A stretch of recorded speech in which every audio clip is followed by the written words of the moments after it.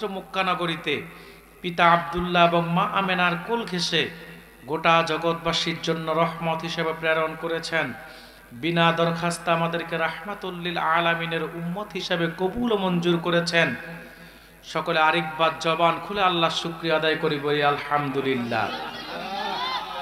মৌলভীবাজারবাসী আপনারা সবাই কেমন আছেন? আজকের মাহফিলে আসতে পেরে বসতে পেরে খুশি না বেজার? কম না বেশি? শুধু বেশি না অনেক বেশি? আপনারা খুশি, আল্লাহও খুশি, ঠিক কিনা বলেন? আল্লাহর রাসূলও খুশি, কায়নাত খুশি, মাখলুকাত খুশি, সব খুশি, শুধু বেজার হচ্ছে শয়তান, ঠিক কিনা বলেন? শয়তান বেজার, আত্মার অনুচররা বড্ড বেজার। অবশ্য শয়তানের অনুচরদের উৎপাত বাংলাদেশে অনেকটা কমেছে, ঠিক কিনা বলেন? কারণ এখন আর 5ই আগস্টের পরে মাহফিলের জন্য কারো কাছে অনুমতির জন্য যাওয়া লাগে না, ঠিক কিনা বলেন? আগে মাহফিল হলে শয়তানের অনুচরদের পা চাটতে চাটতে কর্তৃপক্ষের দিশ থাকতো না, কথা বলে না। অনুমতির জন্য ডিসির কাছে যাও, এসপির কাছে যাও, ওসির কাছে যাও, এলাকার বড় নেতা, ছোট নেতা, ফাতি নেতা, সাথী নেতা, সব নেতাকে তেলসমতি করে তারপর একটি মাহফিলের আয়োজন করতে হতো। কিন্তু আলহামদুলিল্লাহ বাংলাদেশে এখন আর আল্লাহর কোরআনের কথা বলতে কিংবা কোরআনের বাগান কায়েম করতে কারো অনুমতির প্রয়োজন হয় না, ঠিক কিনা বলেন? তো সম্মানিত সুধী, আমি জানি না আজকে আমার টাইম আমি কতক্ষণ পাবো, কারণ আপনাদের শিডিউলগুলো আজকে বড্ড ব্যতিক্রম হয়ে গেছে। প্রথমত আমার শিডিউলতে এশারের পরেই ছিল, আমি দাওয়াত কবুল করেছি এশারের পরে, কিন্তু সেটা চেঞ্জ করলেন আমি জানি না। মাওলানা মোজাম্মিল সাহেব কথা বলছিল, অন্তত পক্ষে 1.5 ঘন্টা তো কথা বলতে পারত, এবং কি অত্যন্ত চমৎকার আলোচনা সে করেও, কথা বলে না, কিন্তু তিনিও সেই সুযোগটা পেল না। আবার আপনাদের প্রধান অতিথি যেই কোনো মুহূর্তে আসবে ইনশাল্লাহ, তো হুজুর চলে আসলে তো আমরা হুজুরকে রেখে কথা বলবো না, কারণ আমরা এই সিলসিলার মানুষ, আমরা তরিকতপন্থী মানুষ। তরিকা আমাদেরকে আদব শিখিয়েছে, আদব যেখানে আছে সেখানে বেয়াদবি হওয়ার কোনো সুযোগ নাই। তো এই জন্য আমি জানি না আজকে আমার টাইমটা কখন যে শেষ হবে, সেটা আল্লাহই ভালো জানে, ঠিক কিনা বলেন? যাই হোক, যে কয় মিনিট সময় আমি পাবো, ওই কয় মিনিট সময়ের মধ্যেই তেলাওয়াতকৃত আয়াতের আলোকে, এই জন্য আমি তেলাওয়াতও করেছি ছোট্ট একটি আয়াত, সূরা ফাতিহার প্রথম আয়াত। এই একটি আয়াতের আলোকেই কিছু ব্যাখ্যা আপনাদের সামনে করে আমি বিদায় নিব ইনশাআল্লাহ। কোনো প্রকার ভূমিকা ছাড়াই সরাসরি আমি মূল আলোচনায় প্রবেশ করছি। আল্লাহর নামে 3টি তাকবীর দিয়েই আমরা আলোচনা শুরু করব। তবে এই 3টি তাকবীরে নগদে 3টা ফজিলত আপনারা পাবেন। প্রথমত, আপনাদের ঈমান তাজা হবে তাকবীর দিলে, সুবহানাল্লাহ বলবেন না? দ্বিতীয়ত, তাকবীর দিলে শয়তান থাকলে আশেপাশে দৌড়াইয়া পালাবে। তৃতীয়ত, শয়তান যাদেরকে শিকল বন্দি করে রাখছে, মাহফিলে আসতে দিচ্ছে না, রাস্তাঘাটে, দোকানপাটে, মেলায় ঘোরাচ্ছে, এরা অন্তত শয়তানের শিকল ছেড়ে ময়দানে আসার সুযোগ পাবে। তা আপনারাকে 3টি তাকবীর দিয়ে এই 3টি উপকার নেবেন। সবাই সর্বোচ্চ কণ্ঠে তাহলে তাকবীর দেন, নারায়ে তাকবীর। না, এটা তো শাহজালালের উত্তরসূরিদের আওয়াজ হয় না। বাংলাদেশের অন্য কোনো ময়দানে যদি এই আওয়াজটা আমি পেতাম আমার কোনো আপত্তি ছিল না, কিন্তু আপনারা সুলতানে বাঙ্গাল হযরত শাহজালালের উত্তরসূরি, আপনাদের তাকবীরে তো তেজ আছে, কথা বলে না? আপনাদের তাকবীরে বেঈমানের হৃদয়ে কম্পন সৃষ্টি করে দেয়, বাতিল থরথর করে কাঁপতে থাকে শাহজালালের উত্তরসূরিদের তাকবীরের আওয়াজ শুনলে, ঠিক কিনা বলেন? আপনারা জানেন সুলতানে বাঙ্গাল হযরত শাহজালাল রহমতুল্লাহ যখন তাকবীর দিয়েছিলেন, তখন গৌর গোবিন্দের মসনদ ভেঙে চুরমার হয়ে গেছে। আজ যদি আবারও গৌর গোবিন্দের প্রেতাত্মারা বাংলাদেশে ইসলাম মুসলমানের বিরুদ্ধে ষড়যন্ত্র করে, স্বাধীন সার্বভৌম বাংলাদেশকে নিয়ে চক্রান্ত করে, আবারও শাহজালালের উত্তরসূরি আপনারা যারা আছেন, আপনাদের তাকবীরের প্রয়োজন হতে পারে। ইমানি আওয়াজ দিয়ে আপনারা যদি আবারও তাকবীর দেন, বেঈমানরা লাশ গুটিয়ে বাংলাদেশ থেকে পালিয়ে যেতে বাধ্য হবে, ঠিক কিনা বলেন? তো পারবেন?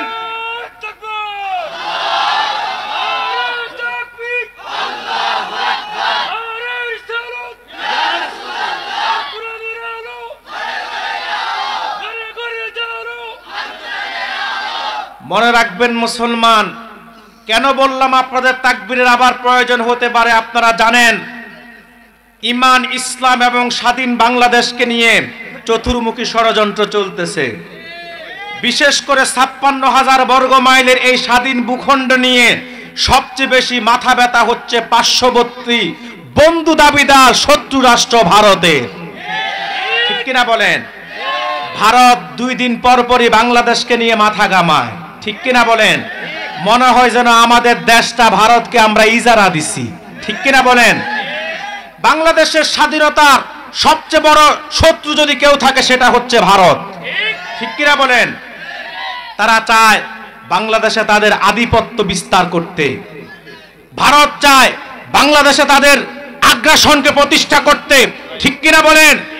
কিন্তু যতদিন পর্যন্ত 18 কোটি মুসলমানের দেহে প্রাণ থাকবে, এই দেহের মধ্যে রক্ত মাংস প্রবাহ হবে, ততদিন পর্যন্ত ভারত হাজার চেষ্টা করলো আমার স্বাধীন বাংলাদেশকে নিয়ে একটা ষড়যন্ত্র করো, তা সফল হতে পারবে না। ঠিক কিনা বলেন?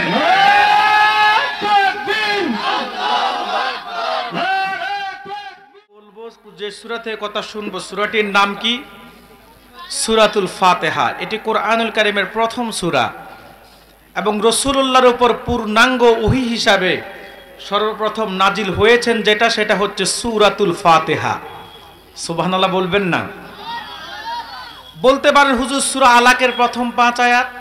সূরা আলাকের প্রথম 5 আয়াত সর্বপ্রথম নাজিল হয়েছে ঠিক, কিন্তু এটি সূরা ফাতিহা পূর্ণাঙ্গভাবে নাজিল হয়েছে আর সেটা অপূর্ণাঙ্গভাবে নাজিল হয়েছিল। তো পূর্ণাঙ্গ সর্বপ্রথম নাজিলকৃত সূরার নাম কি? সূরাতুল ফাতিহা। এই একটি সূরার ফজিলত এবং নাম দুইটাই অনেক বেশি। তাফসীর এবং হাদিসের কিতাবে সূরাতুল ফাতিহা যত নাম এসেছে অন্য কোন সূরার এত নাম আসে নাই।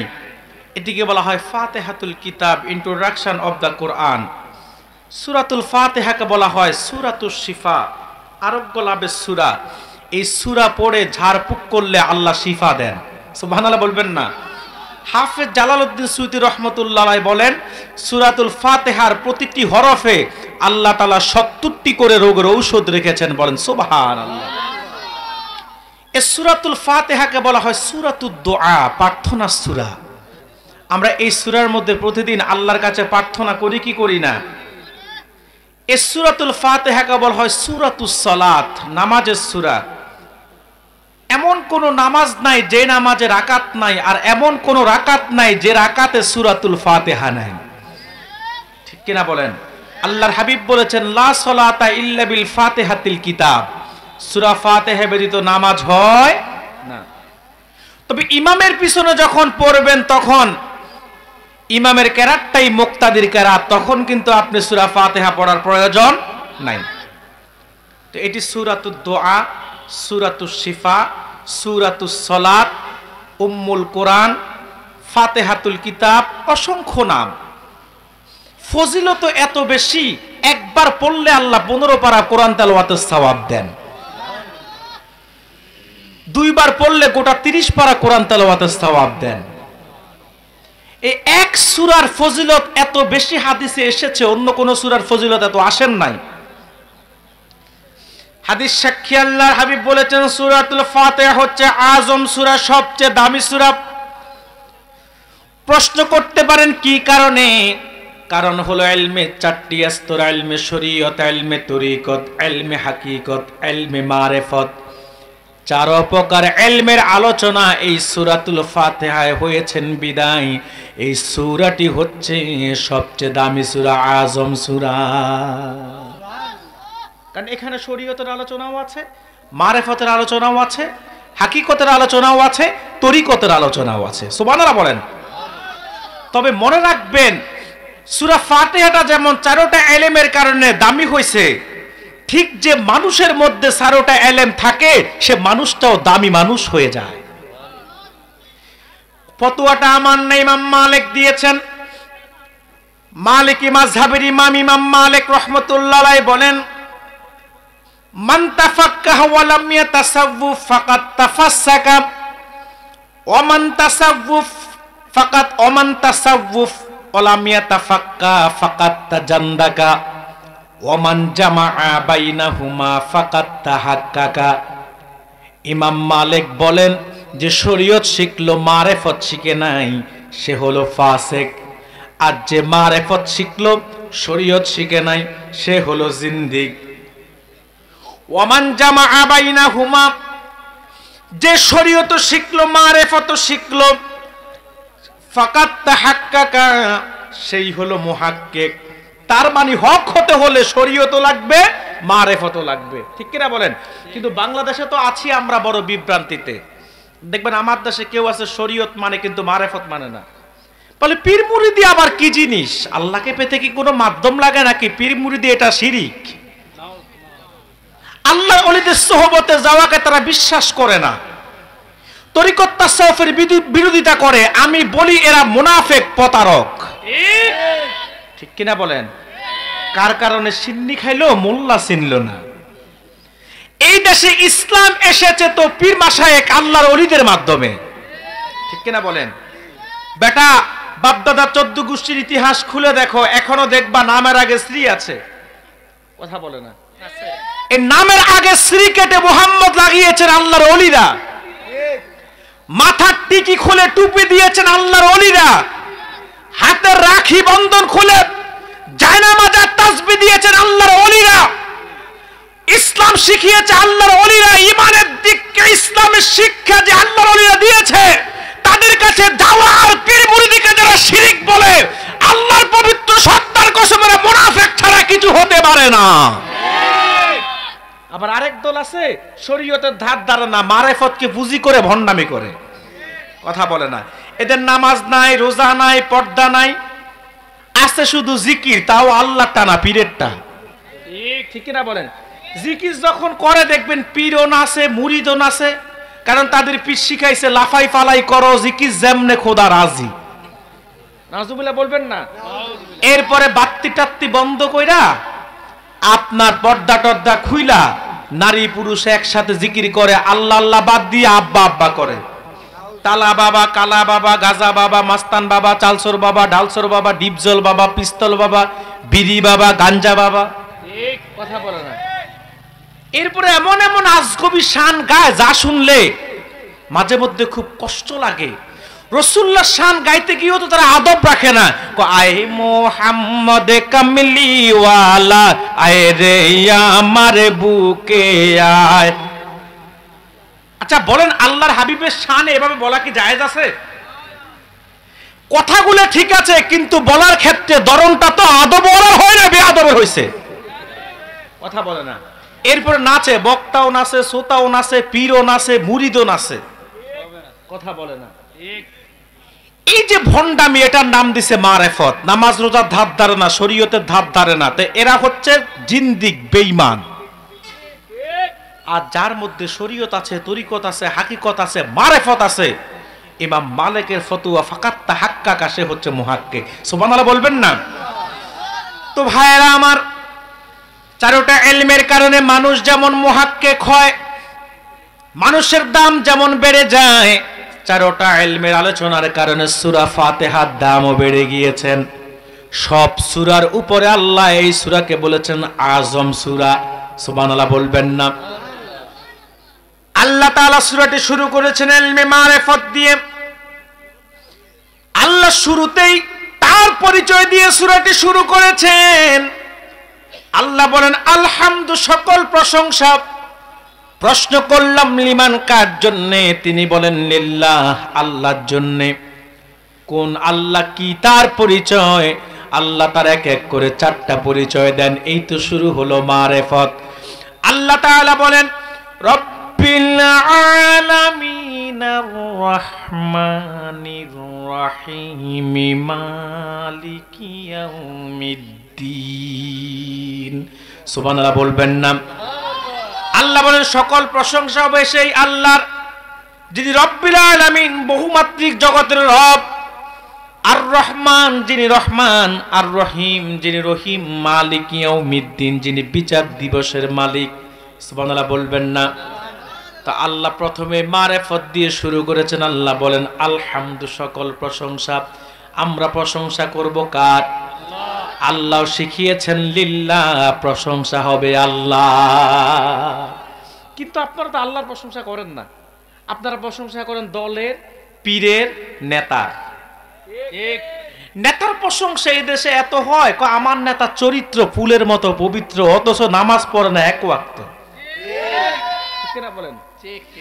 এরপরে এমনও পীর আছে, মুরিদ আছে, যারা পীর মুরিদির পীরের প্রশংসা করতে করতে পীরের আর মুরিদ দুইজনই জাহান্নামী হয়ে যায়। ঢাকা রাজারবাগে আছে এক পীর, তার 52টা লকব, তার মধ্যে একটি হলো সাহেবে কুন ফায়াকুন। আচ্ছা বলেন তো, যেই পীর নিজের লকব লাগায় কুন ফায়াকুনের মালিক, ওই পীর কি মুসলমান নাকি মুশরিক? তারা প্রশংসা করি দলের, প্রশংসা করি নেতার, প্রশংসা করি পীরের, কথা বলে না। না না, মুসলমান প্রশংসা হবে একমাত্র আল্লাহর, কারণ আমরা নিয়ামতে ডুবে আছি আল্লাহর। আমরা 24 ঘন্টা আল্লাহর নিয়ামত ভোগ করতেছি, সকাল থেকে সন্ধ্যা পর্যন্ত, সন্ধ্যা থেকে পরদিন সকাল পর্যন্ত 24টি ঘন্টা আমরা আল্লাহর নিয়ামতের মধ্যে ডুবে আছি। আল্লাহ দেওয়া অক্সিজেন গ্রহণ করছি, কার্বন ডাই অক্সাইড বর্জন করছি। তিনি যা কিছু রিজিক আমাদের জন্য বরাদ্দ করছে, তা ভক্ষণ করছে, তাও তো এক রকমের নাম। যদি এক রকমের রিজিক আল্লাহর পক্ষ থেকে বরাদ্দ হতো, তাহলে আমরা কিন্তু ওই রিজিক গ্রহণ করে তৃপ্তি পেতাম না। কিন্তু বলেন তো, 24টা ঘন্টার মধ্যে কত রং বেরঙের নিয়ামত ভক্ষণ করতেছেন, আবার আজকে একরকম, আগামীকালকে আরেক রকম, কথা বলে না। একটা মানুষের জন্য আল্লাহ কত রেয়াত নিয়ামত, রিজিকের নিয়ামত দিয়েছে, গুণে শেষ করতে পারবেন না। মনে রাখবেন, হালালটাও স্পষ্ট, হারামটাও স্পষ্ট, তবে হারামটা লিমিটেড, হালালটা আনলিমিটেড। আল হালালু বাইয়িনা ওয়াল হারামু বাইয়িনা। হালালও স্পষ্ট, হারামও স্পষ্ট, কোনটা হালাল কোনটা হারাম স্পষ্ট করা আছে। তবে হালালের সংখ্যাটা আনলিমিটেড, কত কিছু যে আল্লাহ হালাল করেছে তার কোনো হিসাব নাই। হারামটা লিমিটেড, এটা খাওয়া যাবে না, এটা হারাম, এটা হারাম, এটা হারাম, কথা বলছেন না কেন? শুকুরের মাংস হারাম, কুকুরের মাংস হারাম, এইরকম কয়েকটা প্রাণীর গোশতকে আল্লাহ হারাম করেছেন, সেটা লিমিটেড। কিন্তু কত প্রাণীর গোশত যে হালাল তার কোনো হিসাব নাই, সেটা আনলিমিটেড। সুবহানাল্লাহ বলবেন না? আপনি পাখি ভক্ষণ করতে যাবেন, এই পাখির গোশত হারাম, ওই পাখির গোশত হারাম, এটা লিমিটেড বলা আছে। কিন্তু কত পাখিকে আল্লাহ যা হালাল করেছে তার কোনো হিসাব নাই। আপনি মাছ খান, গাছ খান, যাই খান না কেন, শাক বলেন, সবজি বলেন, প্রত্যেকটা সেক্টরে যেখানে রিজিকের নিয়ামত রেখেছেন আল্লাহ, সেখানে হালাল রিজিকটা আনলিমিটেড করে দিয়েছেন। বান্দা কত খাবি, খেয়ে তো শেষ করতে পারবি না, কারণ আমার নিয়ামত তো সীমিত না, আমার নিয়ামত অগণিত। আপনি কোন দিক থেকে আল্লাহর প্রশংসা আদায় করে শেষ করবেন? তিনি তো আপনাকে অক্সিজেন দিচ্ছেন, তিনিই তো আপনাকে রিজিকের নিয়ামতে ডুবিয়ে রেখেছেন। শুধু তাই না, শুধু তাই না, আপনার আপাদ মস্তক বডির মধ্যে আল্লাহর নিয়ামতে ভরা। তিনি তো আপনাকে দেখার জন্য দৃষ্টি শক্তি দিয়েছেন, তিনি তো আপনাকে শোনার জন্য শ্রবণ শক্তি দিয়েছেন, তিনি তো আপনাকে কথা বলার জন্য বাক শক্তি দিয়েছেন, তিনি তো আপনাকে হাত দিয়েছেন, পা দিয়েছেন। যার নাই সে বোঝে কত বড় নিয়ামত থেকে বঞ্চিত। কত মানুষ আছে দেখবেন আপনাদের সাতনিঘাট ব্রিজও ভিক্ষা করে, পা নাই, হাত নাই, চোখ নাই, কথা বলে না। শাহজালালের দরগায় গেলেও দেখবেন অসংখ্য মানুষ আছে, কারো হাত নাই, কারো দুইটা পা নাই, কারো দুইটা চোখ নাই, মানুষের কাছে হাত পাতে, আমি গরিব ইনসান, 2টি টাকা ভিক্ষা দেন, রোজ হাসরে সওয়াব পাবেন পাহাড় সমান, আমি গরিব ইনসান, 2টি টাকা ভিক্ষা দেন। আছে না নাই? এই যে যার 2টি হাত নাই, সে বোঝে কত বড় নিয়ামত থেকে সে বঞ্চিত। যার 2টি পা নাই, সে বোঝে কত বড় নিয়ামত থেকে সে বঞ্চিত। যার জবান কথা বলতে পারে না, বাক শক্তি যার নাই, সে বোঝে কত বড় নিয়ামত থেকে সে বঞ্চিত। কিন্তু আমি, আপনি, আমরা অহর নিয়ামতের মধ্যে ডুবে আছি। কোন দিক থেকে আল্লাহ শুকরিয়া আদায় করে শেষ করব? সেজন্যই তো আল্লাহ কোরআনুল কারীমের মধ্যে বলেন, কুল লাউ কানাল বাহরু মিদাদাল লিকালিমাতি রাব্বি লানাফিদাল বাহরু ক্বাবলা আন তানফাদা কালিমাতু রাব্বি ওয়ালাউ জিনা বিমিসলিহি মাদাদা। সাগরের জলকে কালি করে, গাছের পাতাকে খাতা করে, তোমার মহিমা লেখা শেষ হবে না, যদিও লিখি প্রভু জনম ভরে। তাহলে আমরা প্রশংসা করব কার? আল্লাহ তাআলা আমাদেরকে তার প্রশংসায় শিখিয়েছেন। আল্লাহ বলেন আলহামদু, সকল প্রশংসা। প্রশ্ন করলাম লিমান, কার জন্য? তিনি বলেন লিল্লাহ, আল্লাহর জন্য। এবার আল্লাহকে জিজ্ঞাসা করলাম, আল্লাহ কোন আল্লাহর প্রশংসা করব, কি তার পরিচয়? এবার এক এক করে আল্লাহ তার পরিচয় দেন। আল্লাহ প্রথমেই বলেন তিনি রব্বিল আলামিন, বহুমাত্রিক জগতের রব। আল্লাহ তার প্রথম পরিচয় দিয়েছে রব। এটা আল্লাহর সবচেয়ে প্রিয় নাম, পছন্দের নাম রব। আল্লাহর যে ৯৯টা গুণবাচক নাম আছে তার মধ্যে একটি হলো রব। এত প্রিয় রব, সর্বপ্রথম আল্লাহ তাআলা এই রুবুবিয়তের স্বীকৃতি আদায় করেছেন। আত্মার জগতে আল্লাহ যখন সকল রূহগুলোকে নিয়ে সম্মেলন করেছিলেন, আল্লাহ প্রশ্ন করেছিলেন আলাস্তু বিরাব্বিকুম, আমি কি তোমাদের রব নই? আল্লাহ সেদিন জিজ্ঞাসা করেন নাই আমি কি তোমাদের খালেক নয়। আল্লাহ জিজ্ঞাসা করেন না আমি কি তোমাদের মালিক নয়। আল্লাহ জিজ্ঞাসা করেন না আমি কি রহমান নই, রহিম নই, জাব্বার নই, সাত্তার নই, কাহার নই। আল্লাহ একবারও অন্য কোনো পরিচয় জানতে চান নাই। জিজ্ঞাসা করেছে আলাস্তু বিরাব্বিকুম, আমি কি তোমাদের রব নই। তার মানে আল্লাহর কাছে সবচেয়ে প্রিয় নাম যেটা, সেটা হলো রব। এত প্রিয় নাম রব। হাবিবের উপর প্রথম ওহিত আল্লাহ রুবুবিয়তের পরিচয় দিয়েছেন, রবের পরিচয় দিয়েছেন। তিনি যে রব, তিনি রুবুবিয়তের কথাই বলেছেন। ইকরা বিসমি রব্বিক, মুহাম্মদ সাল্লাল্লাহু আলাইহি ওয়াসাল্লাম পড়ুন আপনার রবের নামে। বলেন নাই ইকরা বিসমির রহমান, ইকরা বিসমির রহিম।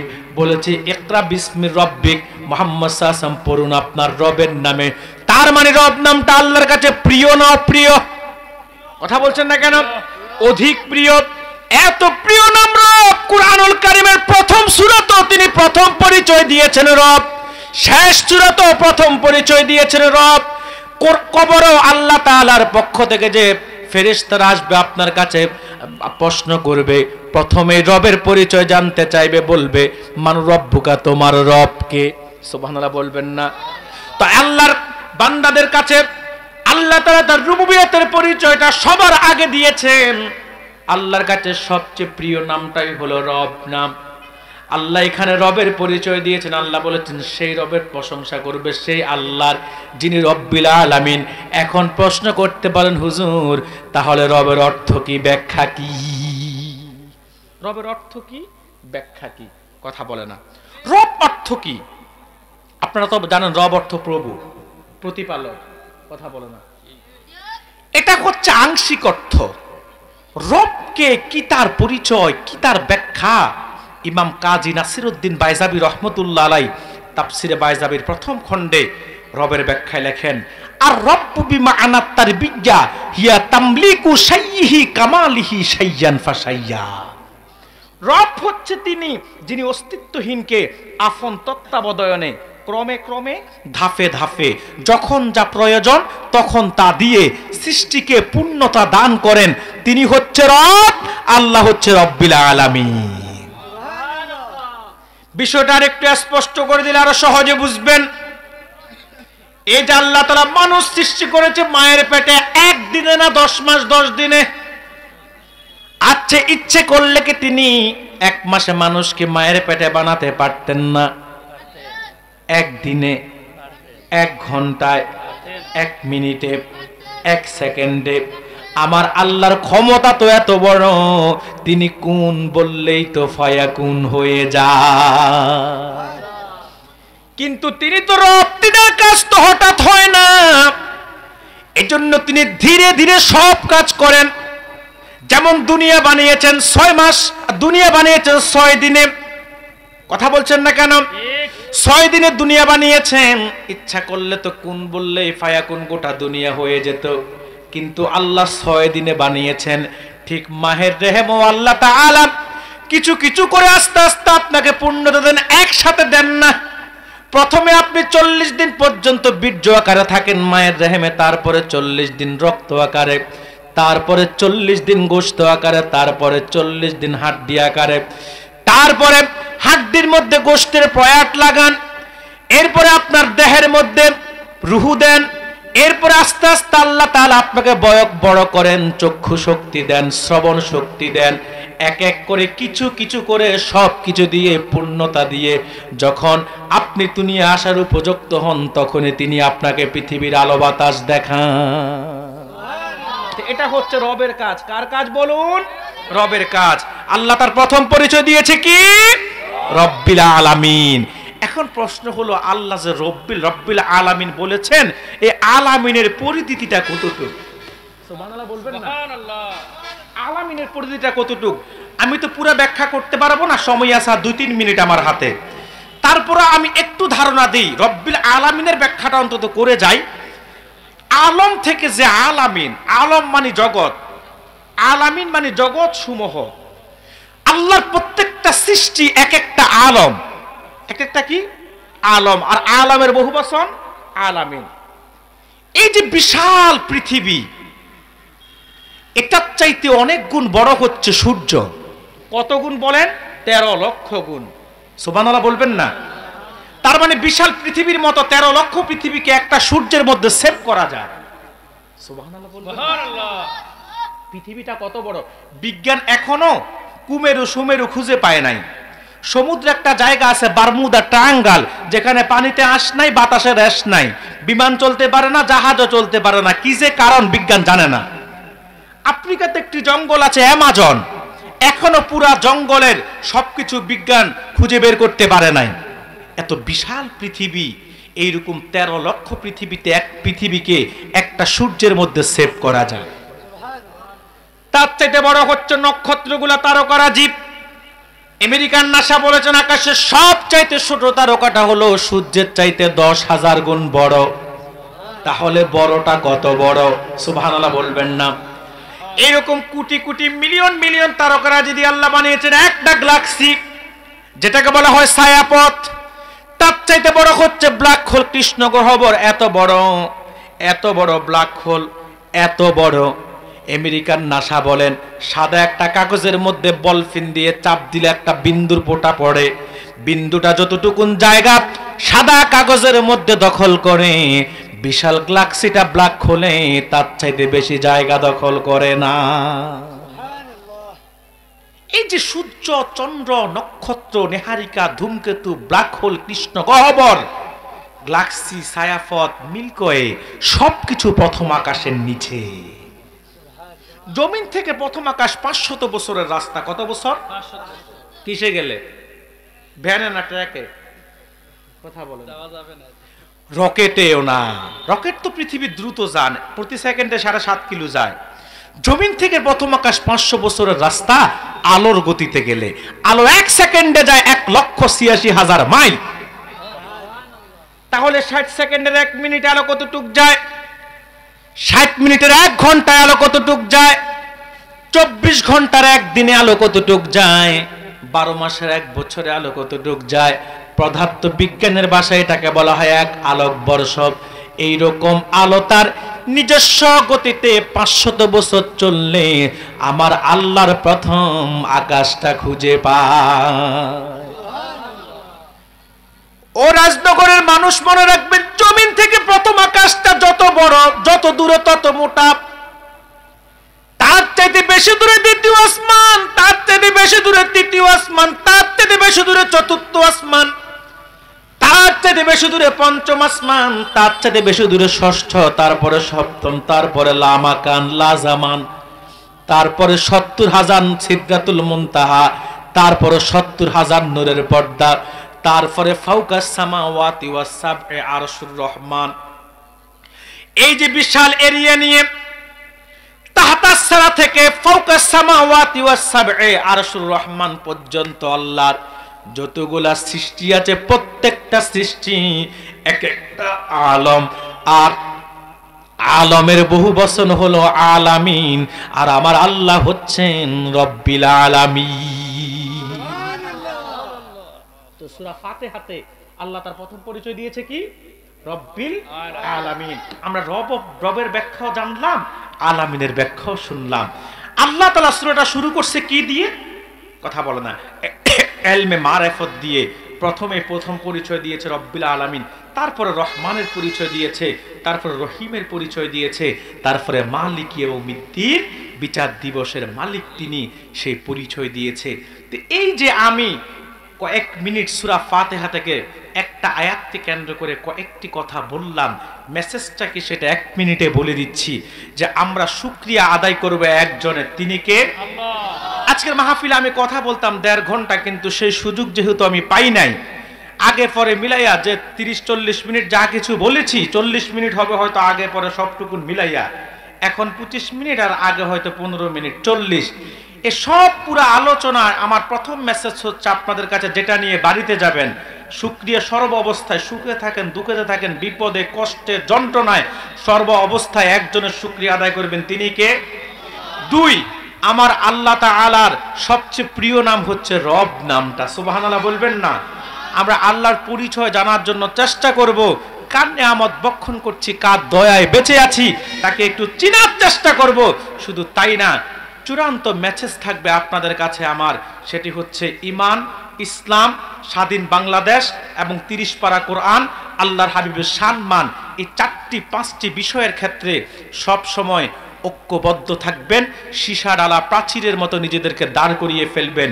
ঈমানের প্রশ্নে কোনো আপোষ নাই, আকীদার প্রশ্নে কোনো আপোষ নাই, আল্লাহ এবং তার হাবিবের প্রশ্নে কোনো আপোষ নাই, এবং স্বাধীন ভূখণ্ডের ক্ষেত্রেও কারো সাথে কোনো আপোষ নাই। আমি ইচ্ছা থাকা সত্ত্বেও মন তো চাচ্ছিল আর কিছুক্ষণ বলি, কিন্তু সময় আমাকে সেই সুযোগ দিচ্ছে না। আমারও তো কোনো চেষ্টায় কোনো ত্রুটি নাই, আমি তো আমার মতো করেই এসেছি, কিন্তু আপনাদের শিডিউলগুলো আপনারা ঠিক রাখতে পারেন নাই বিদায় আমাকে যে কয় মিনিট কথা বলেছি ওই কয় মিনিট কথা বলে আমাকে এখন বিদায় নিতে হচ্ছে। ভালো থাকবেন, সুস্থ থাকবেন, বেঁচে থাকলে আবার কখনো দেখা হবে ইনশাল্লাহ।